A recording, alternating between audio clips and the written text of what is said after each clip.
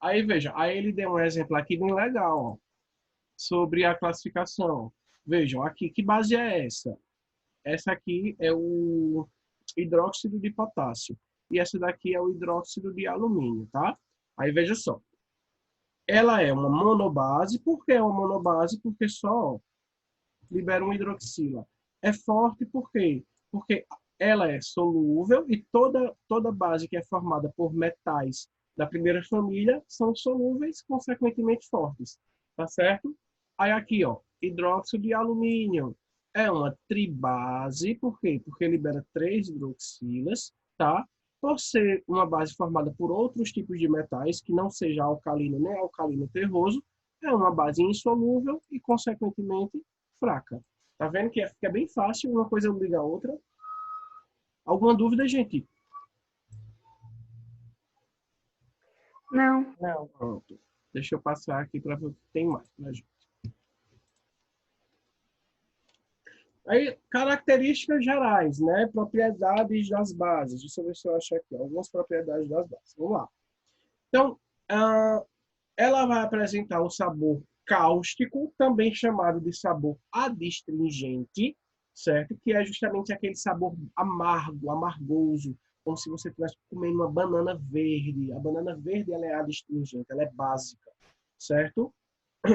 Ela inibe a salivação, ela deixa a boca ressecada, tá? Totalmente diferente do ácido, né? Que estimula a salivação, tá certo?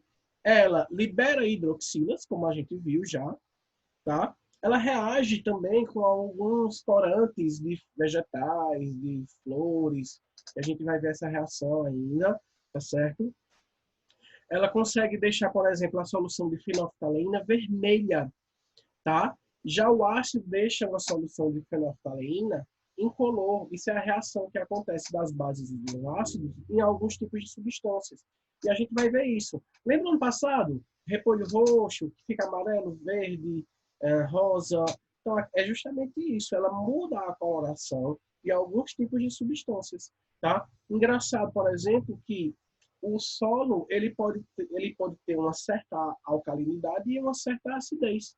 E aí, o solo que está lá com algumas violetas. Pronto, a violeta ela é uma flor que ela muda de cor, tá certo? Então, se o solo da violeta ela tiver mais ácida, então o solo ele vai ficar mais a flor ela vai ficar mais avermelhada, ou ela pode ficar mais rosa, entendeu? Tudo isso devido à acidez do solo.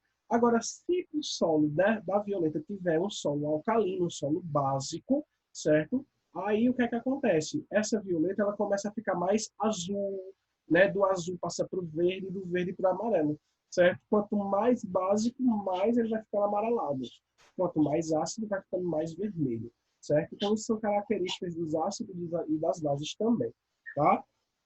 Lembrando que toda base tem poder de neutralizar um ácido. E todo ácido tem poder de neutralizar a base, tá? É simples. Quando eu misturo um ácido e uma base, eles dois se neutralizam e formam um outro composto, que é o sal, que é o que a gente vai estudar na próxima semana. Tá certo? Dúvidas? Acho que não, né? Não. Deixa eu só ver uma coisa aqui, só um minutinho.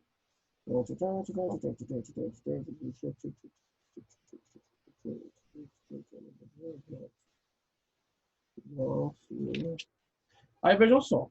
Vou só ler aqui uma coisa. Ah, não, isso aqui é besteira. São sobre indicadores. Pronto, é isso, gente. As bases, é isso. Aí falta agora a gente saber como é que faz a nomenclatura. Vamos lá. Aprender a dar o nome das bases. Toda base, pessoal, ela vai ser um hidróxido, né? Assim como os ácidos, a gente coloca ácido, sei lá, clórico, ácido clorídrico, ácido sulfúrico, certo? No caso das bases, a gente vai colocar hidróxido, certo? Aí, muito cuidado para não confundir hidróxido com hidrácido. Hidrácidos são ácidos que não possuem oxigênio na sua composição. Hidróxidos são bases. É outra coisa, totalmente diferente, tá? Aí veja como é fácil isso aqui. Quando a gente vai fazer a nomenclatura das bases, certo? A gente vai fazer, deixa eu ver aqui, a gente vai pegar o nome hidróxido de. Hidróxido de quê? Do elemento que está formando ela. Então, por exemplo, aqui eu tenho ó, hidróxido de sódio. Olha o sódio aqui, certo? Aqui eu tenho hidróxido opa, de ferro. Olha o ferro aqui, certo? Aqui também, hidróxido de ferro. Tem alguma diferença desses hidróxidos de ferro?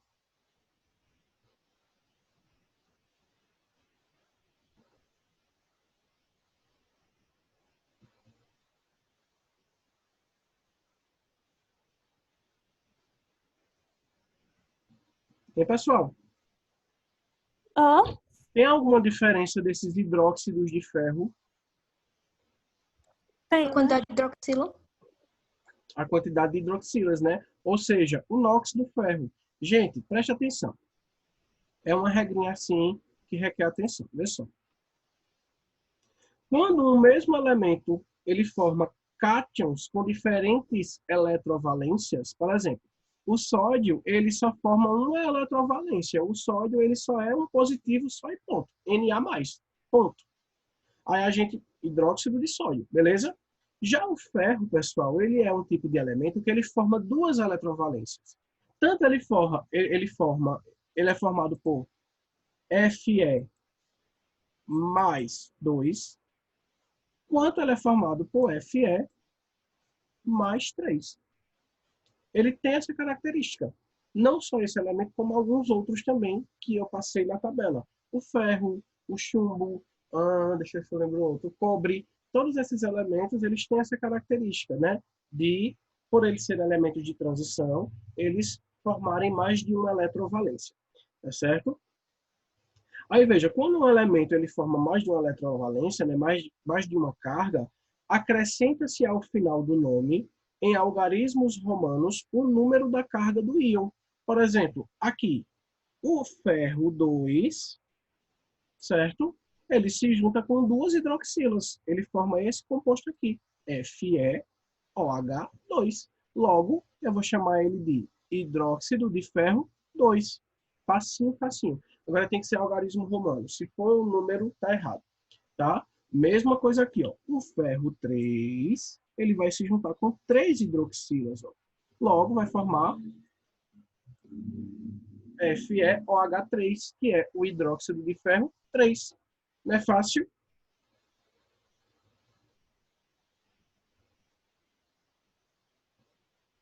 Não é fácil? É, mais fácil que o do ácido. Mais fácil que o do ácido. O do ácido a gente tem que fazer a continha, né, Nanda? E ainda existe, e ainda tem aquela tabela e tal. Aquela tabela, tem outra forma de fazer a nomenclatura do ácido, mas aquela é a mais fácil, tá? Vamos lá. E ainda existe uma outra forma de colocar a nomenclatura aqui, certo? Por exemplo, deixa eu ver aqui, apagar. Vejam, o ferro 2, ele tem carga menor do que o ferro 3, concordam? 2 é menor que 3. Então, eu posso chamar o ferro 2 assim. Deixa eu diminuir aqui essa letra. Ó, eu posso chamar de hidróxido. Aí coloca aqui ferro e termino com o sufixo oso. Hidróxido ferroso. Certo? Isso para sempre que o elemento ele tiver duas cargas. Aí a carga menor a gente coloca oso. E a carga maior a gente coloca íco. Então, ó, ferro 2 ou hidróxido ferroso. E para o ferro 3, a gente vai colocar hidróxido férrico. Não é fácil? Bem simples. E a gente terminou. Só isso. Só isso. Aprenderam, gente, essa questão das bases? Aham. Ó, deixa eu ver aqui se dá tempo de falar mais uma coisinha. Dá. Tem meia hora ainda.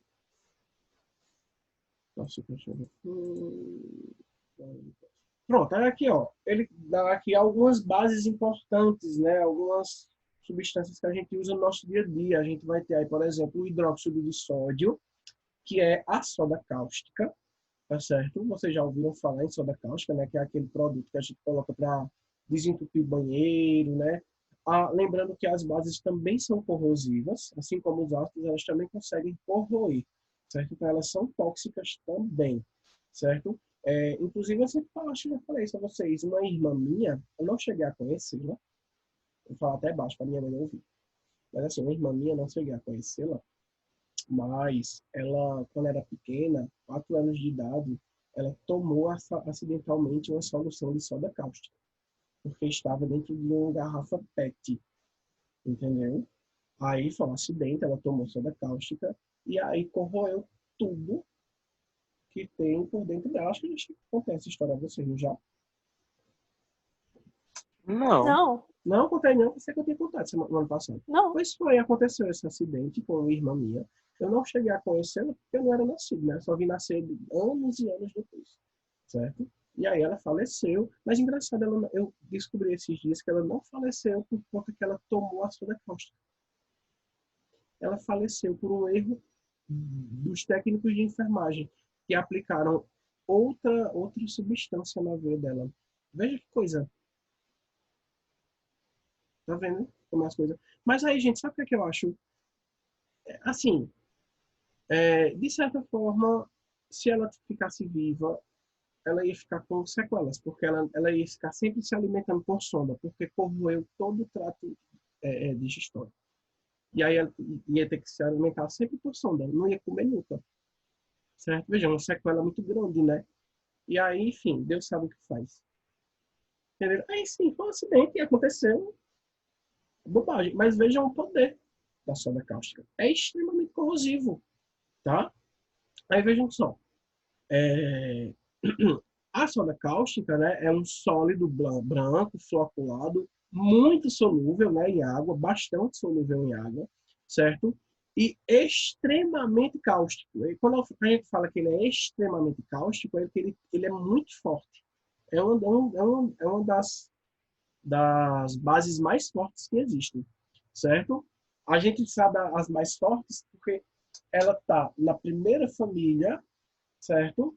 E ela só perde para o hidróxido de lítio, que é o primeiro metal da primeira família, o lítio. O sódio ele fica abaixo, certo? Então ela é a segunda base mais forte que existe, tá? É usado na desidratação de gorduras, no branqueamento de fibras, celulose e na fabricação de sabões detergentes e é usado também como desentupidor de ralos e esgotos, tá? Sabões e detergentes são chamados de agentes tensoativos e possuem características básicas. Gente, veja mesmo, a gente lava as mãos com soda cáustica, lógico que é diluída, tem uma concentração bem menor e tudo mais, que é justamente para matar bactérias, para matar vírus e tudo mais. É esse poder tensoativo que existe na soda cáustica que faz com que a gente elimine esses micro-organismos. Tá certo? Deixa eu ver outra aqui. Aham. Hidróxido de cálcio. Isso aqui sabe o que é, gente? Cal. Todo mundo já sabe o que é cal, né? Aquela coisa, aquele pó branco que o pessoal pinta as paredes para matar fungo, essas coisas. Isso é hidróxido de cálcio, tá certo? É uma suspensão aquosa de aparência leitosa, certo? Obtida a partir da cal virgem, que é o óxido de cálcio, tá certo? É usada em um processo chamado de caiação, né? A caiação de paredes e muros é justamente para neutralizar, é justamente para matar alguns fungos, algumas bactérias que possam causar salina. E ele também é utilizado, pessoal, na neutralização de solo, certo? Então, por exemplo, aquela questão que eu falei a vocês do solo, ele está mais ácido, ou se o solo ele está mais alcalino, tá certo? Aquilo ali que eu falei, o que é que o pessoal faz para neutralizar um solo ácido? Eles jogam pó de cal. É para poder fazer com que esse cal ele neutralize aquela acidez e assim ele consiga fazer uma elevação desse pH. E pH é o que a gente vai assistir É o que a gente vai ver nas próximas aulas, certo? Certinho. Ó, então vejam aqui, por exemplo, a cal virgem, né, quando adicionada em água, ó, ela forma a hidroxila. Tá vendo? Ó? Vejam aqui a reação acontecendo. CaO com H2O. Então, esse oxigênio ele se junta aqui, ó, certo? Aí aqui, esse cálcio vem para cá. E aí, ó, como esse coisinha se junta aqui, a gente vai formar o quê? Vai formar as duas hidroxilas, os dois OH. E aí a gente tem a formação da cal apagada, do hidróxido de cálcio, certo?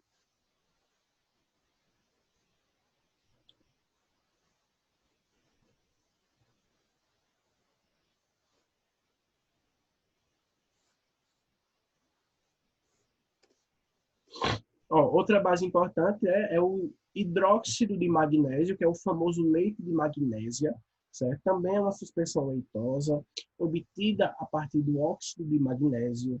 É usada como um antiácido estomacal e também como laxante, certo? Então, por exemplo, as pessoas que têm problemas com acidez estomacal, né, azia, geralmente tomam aquele leite de magnésio, que é aquele leite que vem numa coisinha azul, que é horrível. Não sei se vocês já tomaram, certo?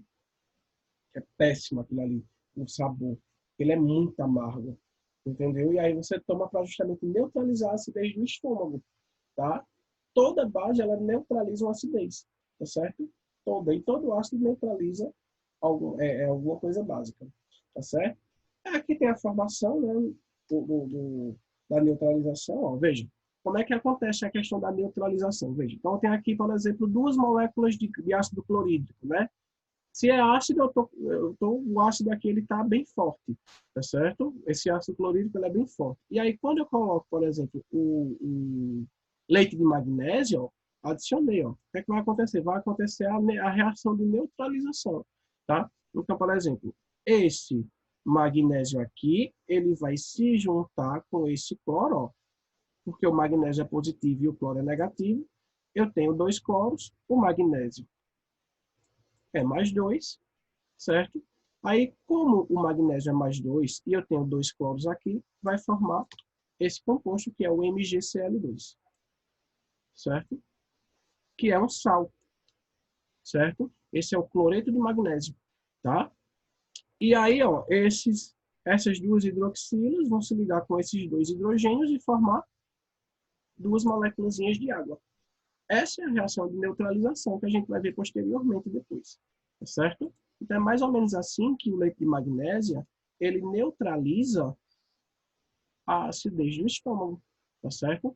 Então antigamente, ó, o leite de magnésia era aplicado nas axilas para impedir a ação dos ácidos que causam odores indesejáveis. Então quem tiver aí um CC, sabe o que é CC, né? Sabemos. Pronto, quem tiver aí CC, pode colocar um leitezinho de magnésio. Não adianta colocar limão, não, viu? Porque limão aumenta a acidez. Coloca leite de rosa. ECA. Hidróxido de alumínio, certo? Também é uma outra base, né? O malox. É uma suspensão gelatinosa que pode absorver moléculas orgânicas que, porventura, estejam em solução aquosa no tratamento de água. O hidróxido de alumínio é uma substância que a gente coloca para tratar água, tá certo? Ela tira toda e qualquer impureza que esteja em suspensão na água, ela tira, ela abaixa, ela vai lá para o fundo. É um dos processos de tratamento de água. É usada também como antiácido estomacal para tingimentos e na preparação de lacas, que são resinas ou verniz, na pintura artística. Certo? Então, várias coisinhas aí podem ser utilizadas nesses componentes que a gente está vendo. Tá?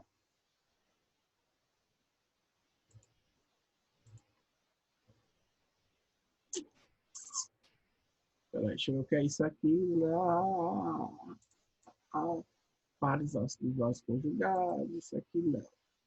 Forças relativas, não. Isso aqui não é para você. Dúvidas, pessoal, com relação a isso? Não. Aí deixa eu falar um Não. pouquinho agora sobre indicadores ácido-base. Para ver se dá tempo para a gente já prolongar. Acho que dá. Falta 15 minutos ainda. Teoria de ácidos bases, isometria, equilíbrio. Deixa eu ver aqui se equilíbrio. Acho que equilíbrio é PH.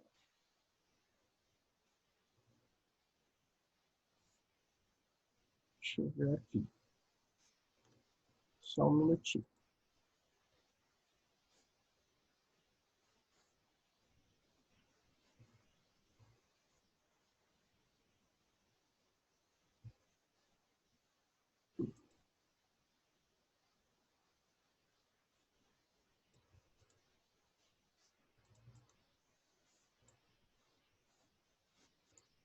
Você já está estudando logaritmo? Aham. Gostaram? Não. Pronto. Aprendam bem, porque isso vai cair em química, viu? Logaritmo em química. É maravilhoso. Misericórdia. É, amor. Aprenda. E vai ser justamente nessa questão dos ácidos e das bases. Para você saber, por exemplo, qual é o pH de alguma substância e tudo mais, você tem que fazer um logaritmo lá. Enfim, não é tão difícil, não. É mais difícil em matemática, mas você tem que saber em matemática para fazer aqui. Pronto, achei, ó.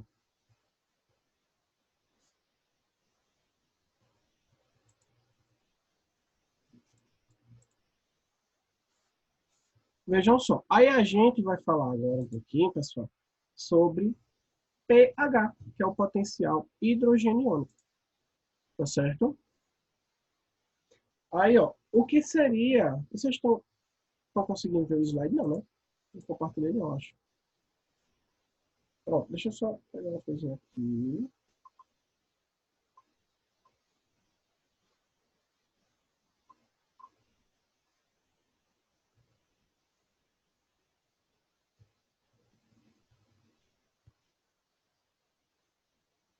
Teste.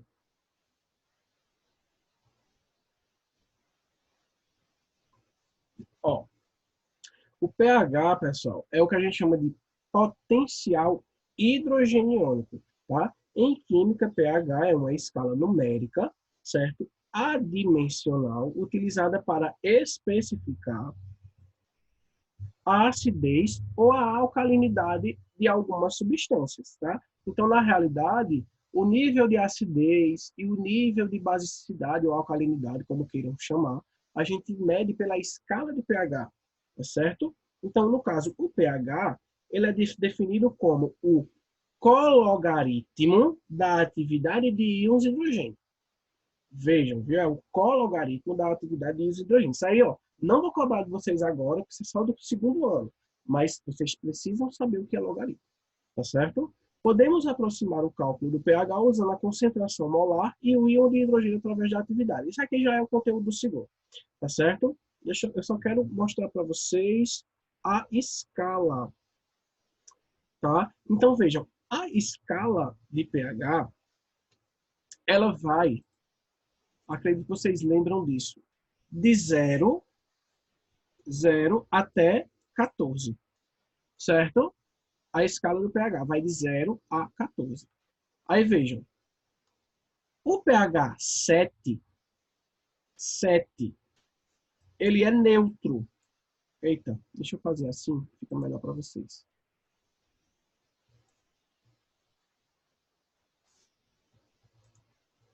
Pronto, agora todo mundo está vendo.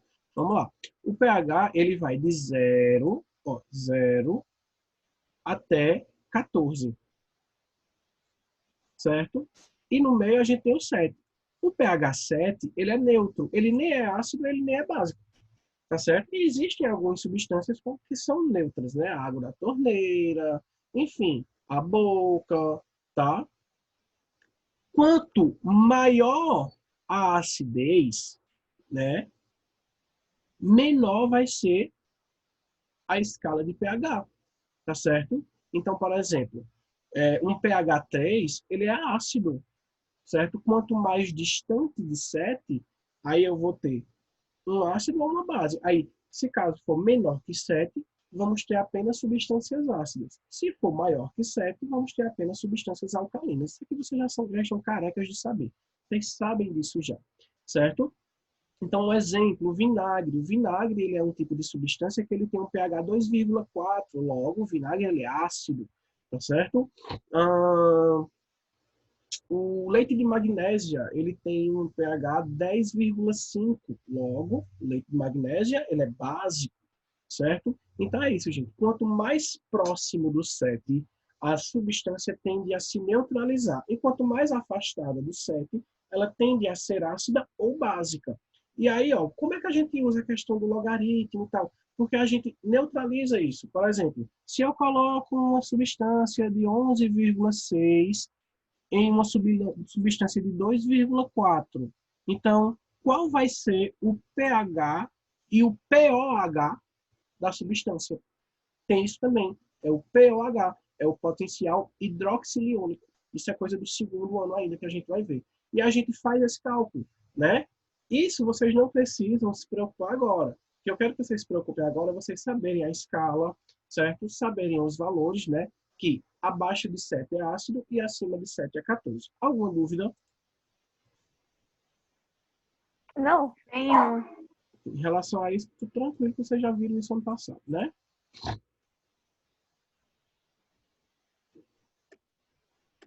Aqui é só história.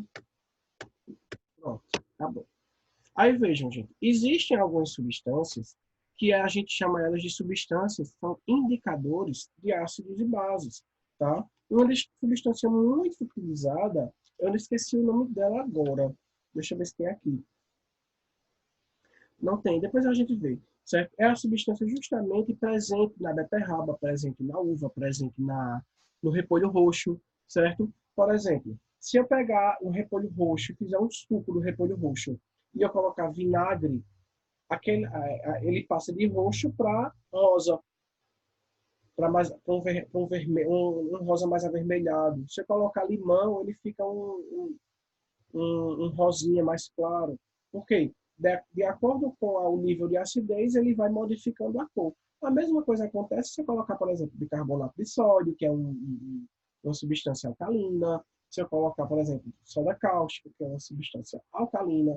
Então, ó, no caso do repolho roxo, o neutro sempre vai ser roxo, certo? E aí, conforme a gente vai colocando caracteres ácidos, ele vai ficando do roxo para o lilás, para o rosa e para o vermelho.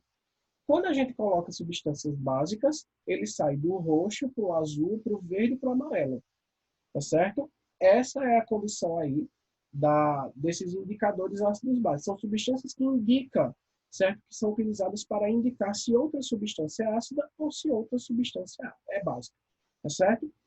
Só existe essa do repolho? Não.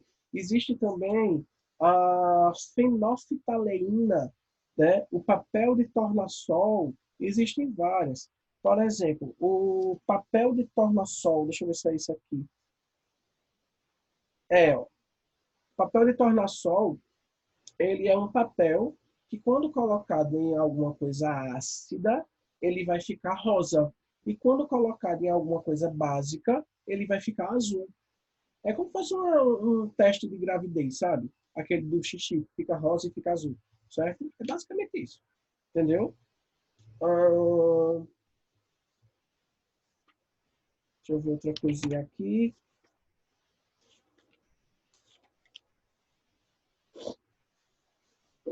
Aí veja, fenolftaleína é outro indicador ácido-base, tá? Quando a gente coloca um ácido na fenolftaleína, ela fica incolor. Geralmente é um líquido, ela é um líquido, qual é a fenolftaleína, meu Deus? Parece que é um líquido amarelado, certo? Aí quando a gente coloca um ácido, ela fica incolor, e quando a gente coloca uma base, ela fica vermelha, tá certo? Então, o que vai mudar é a coloração, de acordo com cada indicador.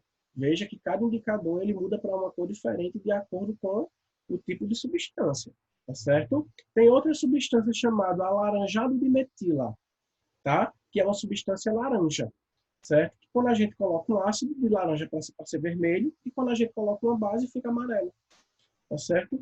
E tem outra substância chamada azul de bromotimol, certo? Que quando a gente coloca um ácido fica amarelo e uma base permanece azul. Ou seja, São vários indicadores, substâncias, ácidos e bases, que vão nos indicar aí, certo? A acidez e a alcalinidade das coisas. E a partir disso inclusive a gente pode formar a escala de pH a partir disso. Eu fiz uma vez, deixa eu pegar aqui para vocês verem, aproveitar que só tem 2 minutos ainda. Eu fiz a escala de pH com uma outra turma lá no colégio, utilizando apenas o suco de repolho roxo. Vejam só que legal. Está no meu Instagram. Ó, isso aqui foi a gente que fez. Tá vendo? O roxinho é o neutro, o rosa e o vermelho são os ácidos, o azul, o verde e o amarelo são os básicos. Tá? Isso aqui é a escala de pH utilizando o suco do repolho roxo. Então a gente pode fazer isso, se brincar. A gente ia fazer tanto isso, minha gente, quando se a gente vai para o colégio. Mas não se preocupem, porque vocês vão fazer em casa. Tá? Vocês vão fazer em casa, fazer uma atividade legal para vocês, fazerem em casa esse teste, esse experimentozinho. E aí vocês vão fazer um vídeo e postar no Instagram.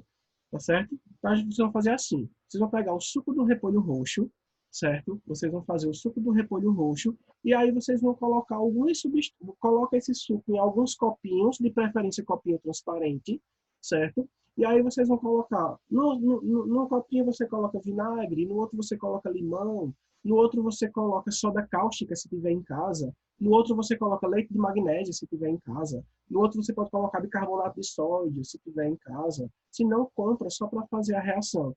Faz, manda um vídeo explicando, posta no Instagram e marca o colégio. Fácil, pronto, é isso. Beleza? Para fazer o que com repolho roxo? Bom, as meninas vão explicar porque tem menos de 1 minuto. Manda a explicação É lá. trabalho, é? É, meu amor. Ah, Vou mandar Ô, pouco para Riali, marcar. posta no Story ou no feed? No Story. Ah, tá certo. Mandem um áudio lá, gente, explicando. Tchau. Tchau. Tchau.